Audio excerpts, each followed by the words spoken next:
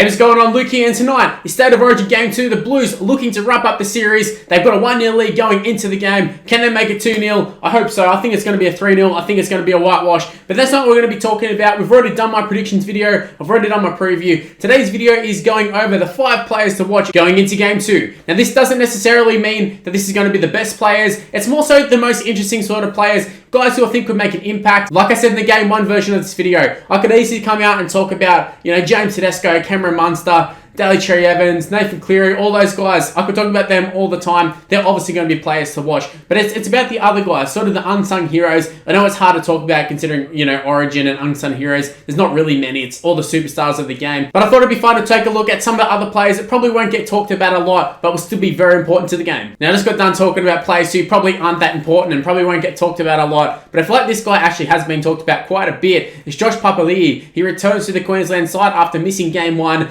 and what a huge inclusion he is. You're adding Reece Walsh. I sort of tossed up both of them, but I figured as Reece Walsh actually, he did play Game 1. I know he didn't play many minutes due to the concussion, the HIA or whatever it was. But Papali'i, he fully missed the game, and I think he's a huge inclusion. You go back a couple of years ago, and Josh Papali'i was talked about as being the best prop in the game. I know now there's a few who have, they've taken over. I'd say you have Safidi, and I'd say Fisher Harris is the best prop at the moment. So there's a few guys who have sort of leapfrogged him, and I think that's majorly due to the form of the Raiders as a whole. But Josh Papali'i, when he plays at Queensland, he goes to another level every single time. Even in the losing series Queensland had, he was still one of their better players. He just rises up every single time. He's just a typical Queensland forward. No matter what their form is for the club, he'll jump in that Queensland Maroons jersey and he'll play a 10 out of 10 performance. So I'm expecting a big one from him, and he's going to need to do it. He's up against pretty decent forward pack. He's got David Fafita on the bench, so it's not the usual forward pack for Queensland. So I think between him and Reece Walsh, they need to lay the platform, and then you got your other guys in the side can take advantage of that. And I think if anyone can do it, I think it'll be Josh Papali'i. He's done it for the Raiders, and he definitely has done it for Queensland in the past. So I'm expecting a big performance from him, and the New South Wales definitely need to watch out for him. The next player we're going to be talking about is also a prop. The guy going up against Josh Papali'i, it's Junior Paulo. I thought he was really good in Game 2, but he comes into the starting side. Obviously, he's got some fantastic front rowers around him. He's got some great back row. He's just got a great team around him. So there's not a huge amount of pressure on Junior Paulo, but it's going to be a different role going into this game. Obviously, the last role was coming off the bench, taking on some of the tired forwards, and I think the bench for Queensland was very weak last game, whereas this game, it's a lot stronger. So Junior Paulo, he's starting the game. He's got to lay the foundation, and I was talking about it with Josh Papali'i and even Reece Walsh, but yeah, the forwards definitely need to lay the platform, and the Blues, they have a really good backs who can come in and get the job done and help out the forwards. But last game, when the bench came on, Payne Haas, Junior Paulo, I thought they're outstanding. Obviously, he's got a lot of skills too, so Jake Trbojevic not being there, I think what gets talked about a lot with Jake Trbojevic is that he's a good tackler, but I think we kind of forget how good of a passer he is too. So your next best option probably is Junior Paulo. So in that regards, it's a good little selection there. Not a good little selection, it's a good big selection there with Junior Paulo, but I'm expecting a really big game from him. I'm expecting some decent carries, but I think the highlight of his game will be his ball playing, and I wouldn't even be surprised if he scores a cheeky little try there. He's a fantastic player for the Eels, and I think he's going to have a big game for New South Wales. Now to the third player we're going to be talking about, and it's a guy who I think didn't have the greatest games last game, but you can argue he was man of the series last year. It's Kurt Capewell. Now there was a lot of talk going into this game that Kurt Capewell should have been put in the second row. Me in particular, I thought he should be in the second row, but I think it's more so the fact that Queensland don't have any other centers apart from Dane Gagai. And you can probably make an argument Dane Gagai is a better winger than center, but he's just playing there just due to the fact that they don't have any other centers. It's kind of like a lot of positions for Queensland at the moment. They're sort of just playing guys because they don't really have any other options. Andrew McCullum's another one. Even Reece Walsh at fullback's another one there as well.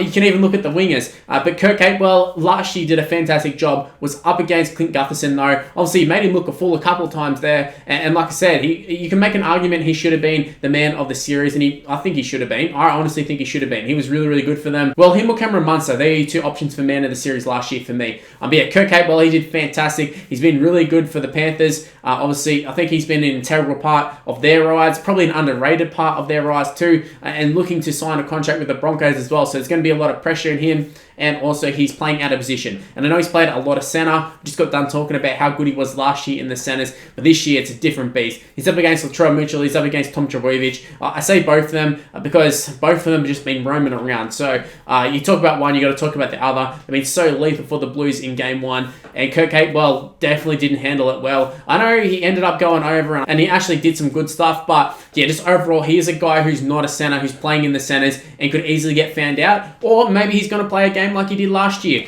We just have to wait and see, but we do know he's capable of some absolute brilliance, but he is coming up against a very, very red-hot Blue side. So for that reason, I've included him on this list, just purely because he's up against a good side and he's playing out of position. So I think he's going to be crucial because he just needs to play at least a 7 or 8 out of 10, because it definitely wasn't the case last game. I mean, he wasn't absolutely abysmal, but I think he definitely did get exposed. Whereas last year, I think he got away with it because Gutherson was there, and Gutherson's not even a centre himself. So it was two guys who barely play centre going up against each other. Whereas this time, he's got guys who are more than capable of playing centre. In fact, probably the best centres in the world. Speaking of best centres in the world, the next player we're going to be talking about is probably just the best player in the world at the moment. Tommy Turbo, Tom Trbojevic. Got to talk about him. I know I talked about the start. I'm not necessarily going to be talking about the best players, and here we go, talking about probably the best player in the whole team. And funnily enough, not even playing in his actual position. Now, Tom Trbojevic, he's just one of those sort of players. You could chuck him in at 5'8", halfback, prop, second row, centre, wing, fullback, wherever he's going to play. He's probably going to be the best player in that position. He's just so good. It's just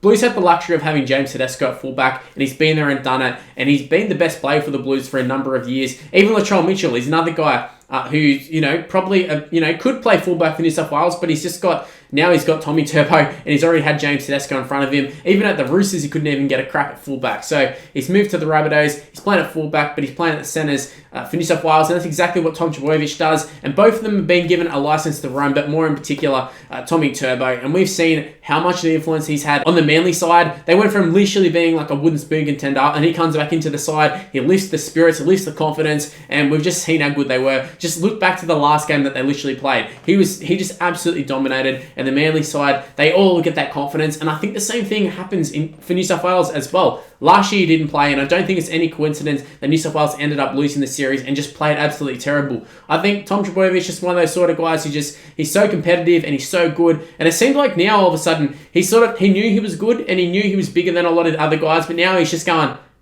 I can just run over the top of guys. Why did I even think about this? I can just run straight over the top of him. Give me the ball. And I feel like that's what he's doing, and it's definitely dangerous times for Queensland if he gets into that attitude. And to be honest with you, just with how he's been playing as of late, I think it's going to happen tonight. I think he's absolutely going to tear apart Queensland. I think he's just going to do exactly the same as what he did in game one. I think he's going to roam around. I think he's going to run a mark, and he's just going to cause chaos everywhere he goes. So yeah, pretty obvious one to talk about, but I just had to include Tommy on this list, especially after just talking about Capewell, and I've talked about some of the other players in the Queensland side. And a big reason that I'm including them is because Tom Trbojevic is in the side for New South Wales and how they've got to try and handle him. Now, the last player that I was going to be talking about, it was going to be Reece Walsh. Every man and their dog was talking about Reece Walsh. Everything into the lead up talking about Queensland was about Reece Walsh. And then he went and got injured. How selfish. That is a joke. That is a joke. But he's obviously not going to be in this list anymore. I'm just going to talk about the replacement, Valentine Holmes. Well, I guess his actual replacement is going to be Mulatalo from the Sharks making his debut. I could talk about him. I suppose I will talk about him just briefly. There's a lot of talk about him not being eligible for Origin at the moment. I think there is a technicality where he did play under 20s or something, so I think he should be fine. That's all I'm going to talk about him. He's a debutant. Not much to say apart from, he could probably be a little bit nervous. Similar things you'd say about Reece Walsh, just without the importance of being the fullback. So for that reason, I'm going to be talking about Valentine Holmes coming back into the fullback position. He's going to be on the wing. I think that's his better position. I think everybody knows that. I think he knows that. However, for Origin, there's just no one better at the moment. And I was actually surprised that they went with Reece Walsh to start off with. I thought they would have went with Valentine Holmes instead. They went with, obviously, Reece Walsh, a debutant, and Val Holmes on the wing. And it wasn't like a terrible move, but it's just funny to think how Xavier Coates went from being the starting winger to the backup to third in line now that Mulatalo's come in. But look, Valentine Holmes, I think he can do a solid job. I said in my previous one, he was in my 5 players to watch, and I said he needed to be better than just okay, just solid. And that's what he was. He was just okay. He wasn't the reason Queensland lost. He wasn't the reason they conceded tries. But he probably was the reason they didn't really do too much in attack, I guess. Just having the Blues, having Tedesco and all of their fullbacks, and then seeing the Queensland stocks at fullback, it does show you just how big of a difference there is in the back line. But Valentine Holmes, what you're going to get from him is a guy who's going to be trying his guts out the whole game.